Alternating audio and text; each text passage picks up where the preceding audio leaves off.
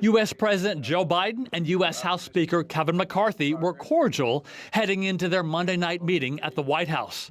But after an hour, McCarthy emerged to say there was no deal yet to raise the nation's ability to borrow money and avoid a default, which would be the first ever in U.S. history. I thought the meeting was productive. I thought it was more productive than the other meetings we've had, but we still have differences. We left the meeting with directing the members and the staff to get back together, work through the night, knowing where some of our differences lie, see if there's other ideas of where we could work through. President Biden released a statement saying that both sides agree that defaulting on the U.S. debt is not an option. But in reality, failure to reach an agreement would lead to a default, and the Treasury Department is already preparing just in case. We need to cut spending, but here's a disagreement.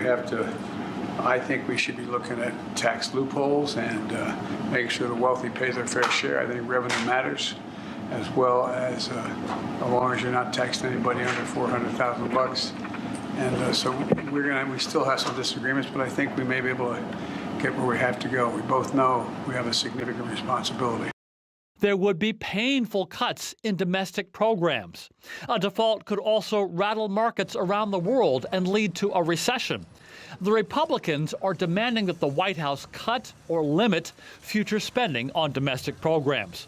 But Democrats say raising the debt ceiling and allowing America to keep paying its bills should be done without conditions, just as it has been for years. Look, we know the deadline. I think the president and I are going to talk every day to try to find until we get this done. Members of the far-right Republicans and far-left Democrats might not support any compromise deal, which means the political center of both parties will likely decide the outcome. And whenever a deal is reached, it'll still take days before Congress can read through it and vote on it, meaning that early June deadline looms even larger. Andy Roesgen, TRT World, Washington.